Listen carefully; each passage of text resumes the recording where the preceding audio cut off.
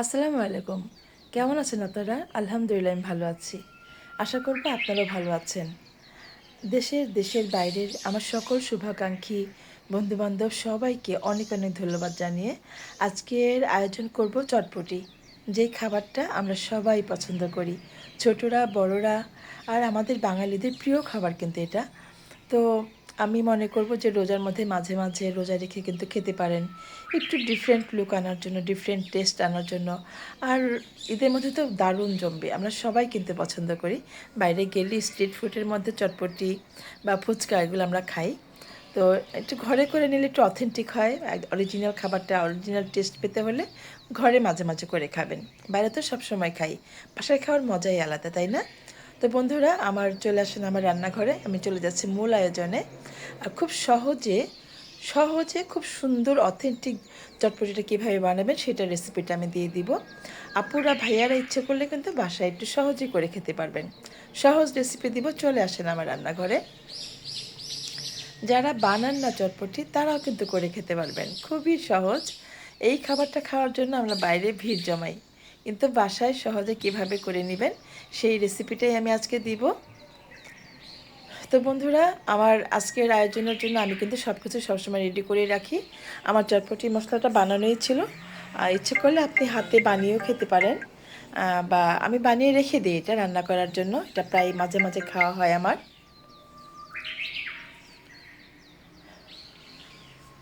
আমি আজকে এখানে প্রায় 2 কাপের মতো বা 250 গ্রামের মতো চটপটি এটা পানি দিয়ে ভিজিয়ে রেখে দিব প্রায়। এটা কিন্তু রাতের বেলা ভিজিয়ে রাখতে হয়। 2-3 ঘন্টা ভিজালে কিছুতেই ভালো রেজাল্ট পাবেন না। যখনই চটপটিটা খাবেন 12 ঘন্টা বা আগের দিন ভিজিয়ে নেওয়ার চেষ্টা করবেন। আমি ভালো করে ধুয়ে পানি ছাড়িয়ে এটাকে ভিজিয়ে রেখেছি। আর ভেজানোর পরে এ পর্যন্ত যখন দেখলাম ফুলে গেছে, এটা ভালো করে ফুলে ফেপে গেছে, 2টা বড় সিদ্ধ আলু দিলাম। আপনার ইচ্ছে করলে কিউব কিউব করে কেটেও দিতে পারেন, অথবা সিদ্ধ করে থেতলে দিতে পারেন। একটু ধনে গুঁড়ো, হলুদ গুঁড়ো, জিরার গুঁড়ো, মরিচ, শুকনো মরিচ গুঁড়ো সব কিছু দিয়ে লবণ পরিমাণ মতো দিয়ে 2 কাপ পানি, 3 কাপের মতো পানি দিয়ে, পানিটা আপনাদের মতো করে দিবেন। যেহেতু আমি টক দিব অতএব বেশি পানি করব না, যাতে সমান সমানভাবে সিদ্ধ হয় সেভাবেই করব। আর এটা টক দিলে কিন্তু অনেকটা পানসে পানসে বা পাতলা হয়ে যাবে, অত পাতলা করা যাবে না। আমি 3 কাপ পানি দিয়েছি, ভালো করে ধুয়ে এটাকে আমি প্রেশার কুকারে দিলাম। মাত্র 20 মিনিট এটা হয়ে যাবে। 3 থেকে 4টার মতো যখন আপনাকে শীষ দিবে অথবা সিটি মারবে, তখন এটা আপনি নামিয়ে নেবেন। দেখবেন এটা সিদ্ধ হয়ে গেছে। যদি মনে করেন যে সিদ্ধ হয়নি, যদি গলা গলা খেতে চান, সেই ক্ষেত্রে আর একটু রেখে দিতে পারেন। একটু গলানোর জন্য যতটুকু সময় হয় আপনার পরিবারের পছন্দ মতো আপনি এটাকে সিদ্ধ করে নেবেন। আমি একটু গাজর গ্রেট করে নিলাম আর একটু শসা গ্রেট করে নিয়েছি। এইদিকে আমি তেঁতুলটাও আগে ভিজিয়ে রেখেছি কুসুম গরম পানিতে। হাত সয় এরকম পানিতে তেঁতুলটা ভিজিয়ে নেবেন, তাহলে কিন্তু দ্রুত করতে পারবেন। আর যদি 2 ঘন্টা আগে করে রাখেন সেক্ষেত্রেও ভালো হয়, কিন্তু চটজলদি করার জন্য আমি কিন্তু তেমন একটা ভিজিয়ে রাখিনি। আমি একটু গরম পানি দিয়ে চটকে নিলাম।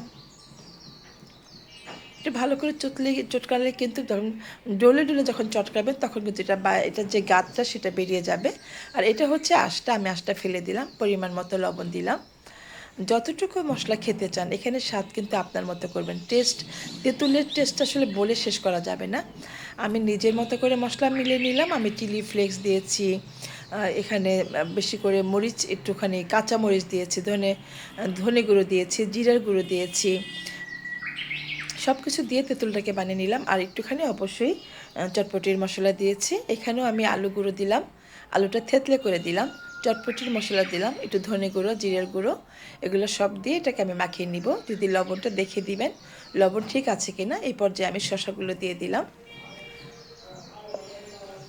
সব সময় চটপটি মজা হবে, আপনার পছন্দ মতো মশলা দিবেন। আমি এখানে লেমন জুস দিয়ে দিলাম। আপনার যেটা ভালো লাগে সেটা মিশিয়ে খাবেন, এতে করে কিন্তু টেস্ট নিজের মতো পাবেন।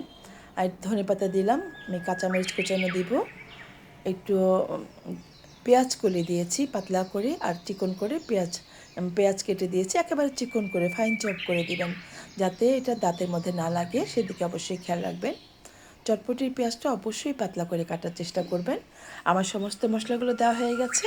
এটা দিয়ে নেড়ে চেড়ে তারপরে আমি যে টকটা তৈরি করেছি সেটা দিয়ে দেব। খুব সহজেই বড় একটা গামলার মধ্যে বা বোলের মধ্যে নিয়ে আপনি কিন্তু চটপটিটা খুব সুন্দর মিশিয়ে নিতে পারেন। ইচ্ছে করলে আপনি একটা গ্লাভস পরে হাতেও চটকে নিতে পারেন। এতে করে কিন্তু সুন্দর হয়, একটা আঠালো ভাব চলে আসে। আমার এটা মাখানো হয়ে গেছে, এই পর্যায়ে আমি এখন সার্ভ করব।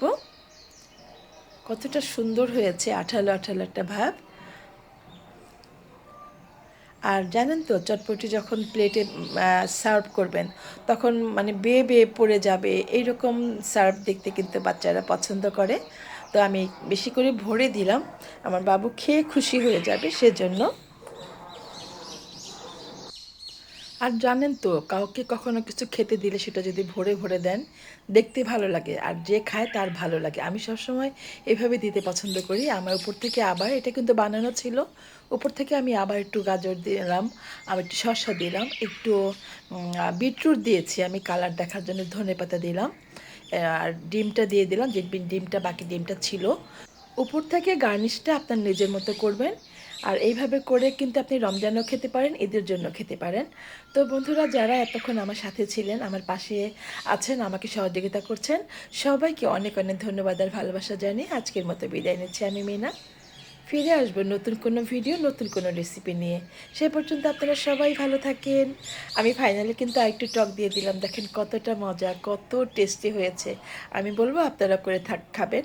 তো সবাইকে অনেক অনেক ধন্যবাদ আর ভালোবাসা দিয়ে বিদায় নিচ্ছি আমি মিনা। আল্লাহ হাফিজ।